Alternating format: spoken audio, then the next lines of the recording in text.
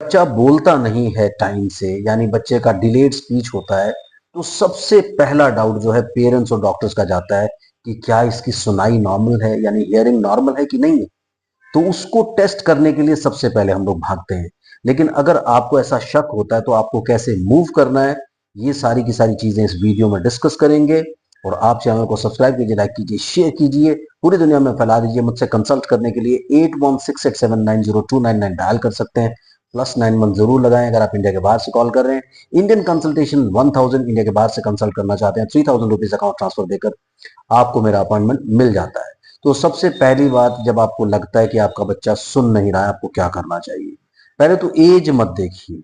यानी अगर आपका बच्चा, आपको लगता है ना कि 6 महीने का है, 2 महीने का है, 1 महीने का है, या डाउट ही हो गया कि यार ये तो रिस्पॉन्ड करता ही नहीं, सबसे पहला काम आपको ये करना है, यानी एज नहीं देखना है। क्योंकि जितना जल्दी आप रेमेडीज के ऊपर शुरू हो जाएंगे, उतना जल्दी आप चीजों को कवर कर सकते हैं। फिर एट रिस्क बेबीज होते हैं, यानी आपको अगर बच्चा जो है उसके साथ कुछ कॉम्प्लिकेशंस है, प्रीनेटल, पैरीनेटल या पोस्टनेटल, यानी पैदा होने के पहले की कॉम्प्लिकेशंस, पैदा होने के दौरान की कॉम्प्लिकेशन, पैदा होने के बाद की कॉम्प्लिकेशंस, ये सारी चीजें स्टडी करना बहुत इंपॉर्टेंट है। पैदा होने के पहले की कॉम्प्लिकेशंस में क्या चीजें आती हैं कि अगर मदर के साथ कोई बहुत बड़ी डिजीज हुई, ट्राइमेस्टर फर्स्ट या ट्राइमेस्टर लास्ट के दौरान, यानी पहले 3 महीने में, आखिरी 3 महीने में कुछ प्रॉब्लम्स हुई, वो सबसे ज्यादा इंपॉर्टेंट होता है। सो वहां ये देखना बहुत इंपॉर्टेंट है कि मदर को कोई हाई ब्लड प्रेशर की प्रॉब्लम तो नहीं हो गई, कोई रुबेला या जर्मन मीजल्स इस तरह की बीमारी तो नहीं हो गई, उसके अलावा बहुत ज्यादा साइकोलॉजिकल स्ट्रेस में तो मदर नहीं रहती थी, कोई ब्लीडिंग तो नहीं हो गई। ये सारी चीजें, यानी मदर के साथ कोई प्रॉब्लम हुई, या उसने गलती से कुछ जो रिस्ट्रिक्टेड मेडिसिन होती हैं वो तो नहीं खा ली। जैसे कई बार मदर्स होती है, पेन हुआ, हेडेक हुआ, कॉम्बीफ्लैम खा लिया, या कोई एंटीबायोटिक खा लिया, या ये सब चीजें खा ली। तो ये सब चीजें देखना बहुत इंपॉर्टेंट है। फिर पैदा होने के दौरान, यानी सबसे पहली चीज आपको क्या देखनी है कि क्या 9 मंथ्स मिनिमम कंप्लीट हुए कि नहीं हुए हैं। 9 मंथ से पहले तो डिलीवरी नहीं हो रही है, यानी कई बच्चे 7वें महीने में पैदा हो जाते हैं, कई बच्चे 8वें महीने में, कई बच्चे 9वें महीने में पैदा हो जाते हैं। और फिर पैदा हुए, नॉर्मल पैदा हुए या कोई कॉम्प्लिकेशंस हुई, सिजेरियन तो नहीं करना पड़ा, जब सिजेरियन करना पड़ा तो एकदम से बहुत बड़े वाला, बहुत तेज वाला पीलिया तो नहीं हो गया। फिजियोलॉजिकल जॉन्डिस तो लगभग सभी बच्चों को होता है, यानी आजकल ज्यादातर बच्चे, क्योंकि मदर फॉलिक एसिड और आयरन खाती रहती हैं, तो ज्यादातर बच्चों में नॉर्मल एक नियोनेटल जॉन्डिस होता है, जिसमें बच्चा धूप दिखाने से यूजुअली ठीक हो जाता है, यानी फोटोथेरेपी से यूजुअली ये बच्चे ठीक हो जाते हैं। लेकिन अगर ब्लड ट्रांसफ्यूजन की जरूरत पड़े और जॉन्डिस जो है कार्निक टेरस और काफी सारी प्रॉब्लम्स में कन्वर्ट हो जाए, यानी हाई लेवल, बहुत ज्यादा लेवल्स का हो, मैं आपसे सारी बातें लेमन टर्म में, यानी बिल्कुल एक अनजान आदमी जिस भाषा में समझ सकता है उस भाषा में बात करने की कोशिश कर रहा हूँ। तो अगर वो बहुत ज्यादा सीवियर जॉन्डिस हो जाता है, उसमें ये चांसेस होते हैं कि बच्चे को हेयरिंग लॉस हो सकता है। और पहले 3 महीने, 4 महीने, 6 महीने, 8 महीने में कोई बहुत तेज निमोनिया हो, बच्चे को एंटीबायोटिक्स लगे, उसे काफी दिन हॉस्पिटलाइज होना पड़े, और उस दौरान कोई ऐसी मेडिसिन दी गई हो, ये भी एक बहुत बड़ा रीजन बन सकता है। उसके अलावा बच्चे को कोई ब्रेन फीवर यानी मैनिंजाइटिस वगैरह हो जाए, उसमें भी चांसेस होते हैं। तो कई सारे ऐसे फैक्टर्स होते हैं। अगर ये बच्चे में सारे फैक्टर्स हैं और बच्चा पैदा होते ही रोया भी नहीं है, ये सारी की सारी चीजें भी आती हैं, तो कई सारी ऐसी फैक्टर्स होते हैं, वो कंसिडर करना बहुत इंपॉर्टेंट है। अगर ये सब फैक्टर होते हैं फिर आपको शक होता है, तो फिर आपको शक जरूर मिटा लेना चाहिए, क्योंकि ये होते हैं एट रिस्क बेबीज, यानी इनको रिस्क रहता है कि हेयरिंग लॉस जैसी प्रॉब्लम्स हो सकती हैं। उसके बाद जब आपको पता चल गया, तो आपको कौन कौन से टेस्ट करवाने हैं?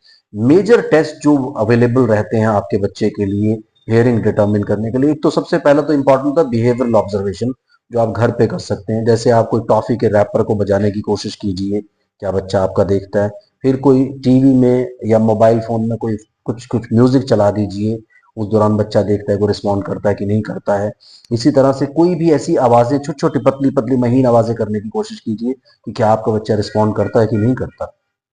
अगर नहीं करता, यानी घर पे आपने अपनी जांच पूरी कर ली है। उसके बाद आप लेकर के जाएंगे हॉस्पिटल में, जहां पर बैरा टेस्ट, एएसएसआर टेस्ट और ऑटो ओकोस्टिक एमिशन टेस्ट, ये मेन टेस्ट होते हैं, जिसको आप नॉर्मली डॉक्टर्स लिखते हैं BERA test, then ASSR test, then OAE test, tympanometry, behavioural audiometry, free field audiometry, ये सारी की सारी चीजें डॉक्टर्स यूजुअली लिखते हैं। फिर उसका एक रिपोर्टिंग तैयार होता है, जिस रिपोर्टिंग के बेसिस पे पता चलता है कि आपके बच्चे को कितना हेयरिंग लॉस है। फिर एक लाइन याद रखिए कि आपके बच्चे को ना, एक सबसे बड़ा आजकल स्कैम क्या हो रहा है कि मैं अपनी प्रैक्टिस में 27 ईयर्स से देखता हूँ, काफी सारी ऐसी बैरा टेस्ट की रिपोर्ट्स में देखता हूँ, यूजुअली लिखा होता है 99 डीबी एक्चुअल पर भी कोई रिस्पॉन्स नहीं, wave 5 could not be established, यानी 99 तक दिखा देते हैं। और जब आप बच्चे को आवाज लगा रहे हैं, कुछ बोल रहे हैं तो उस दौरान क्या बच्चा रिस्पॉन्ड करता है? आप चिल्ला रहे हैं, चीख रहे हैं, आप बहुत तेज चिल्ला करके भी 80 डेसिबल से ऊपर की आवाज प्रोड्यूस नहीं कर सकते। तो अगर 80 डेसिबल पे बच्चा सुन रहा है आपकी आवाज को, दैट मीन्स उसका हेयरिंग लॉस 70, 75, 80 के बीच में नीचे होना चाहिए। उससे 50 भी हो सकता है, 60 भी, 70 भी। लेकिन यूजुअली रिपोर्ट्स में क्या होता है, 90 डेसिबल से ऊपर, 95 डेसिबल से ऊपर, 99 डेसिबल के ऊपर, क्योंकि आजकल एक वो कोक्लियर इम्प्लांट करने की बहुत बड़ी टेंडेंसी हो गई है, और उसके लिए एलिजिबिलिटी ये होती है कि बच्चे की नेचुरल हियरिंग नहीं होनी चाहिए। तो यूजुअली जो हियरिंग लॉसेस 90 डेसिबल के ऊपर दिखाए जाते हैं, उनमें कोक्लियर इम्प्लांट एलिजिबिलिटी बन जाती है। इसी वजह से कई बार क्या टेस्ट भी ऐसे किए जाते हैं, उनकी रिपोर्ट भी ऐसी आती है, और उससे भी कई बार आप जो है मिसलीड हो जाते हो। इसलिए आप सबसे पहले जब डायग्नोज हो भी गया ना, चाहे 99 उसमें लिखा है, तो कम से कम 1 साल के लिए अपने बच्चे की ऑप्टिमाइजेशन जरूर करें कोक्लियर इम्प्लांट कराने से पहले।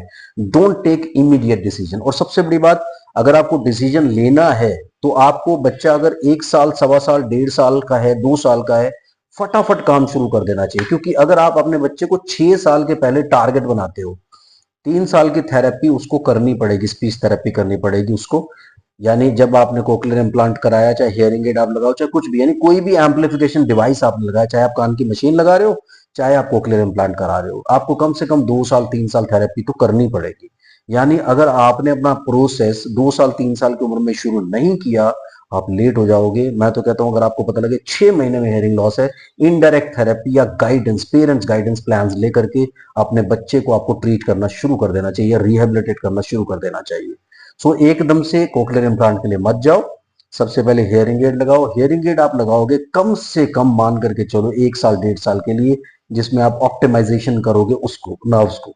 यानी उससे क्या होगा कि आपको पता चल जाएगा, और 1 1.5 साल में अगर आपको रिस्पॉन्स मिलना शुरू हो जाता है, यानी आपका बच्चा जो है हेयरिंग एड से थोड़ा सा रिस्पॉन्ड करता है, उसके साथ साथ आप जब थोड़ा सा लिप रीडिंग से उसको कंबाइन करते हैं, या फिर आप थोड़ा सा बोलते हैं, कुछ वर्ड्स उसने इतने में बोलने शुरू कर दिए हैं, साउंड का अवेयरनेस उसको हो गया, तो आप ये समझिए कि आपका बच्चा हेयरिंग एड के साथ भी सक्सेसफुल हो सकता है।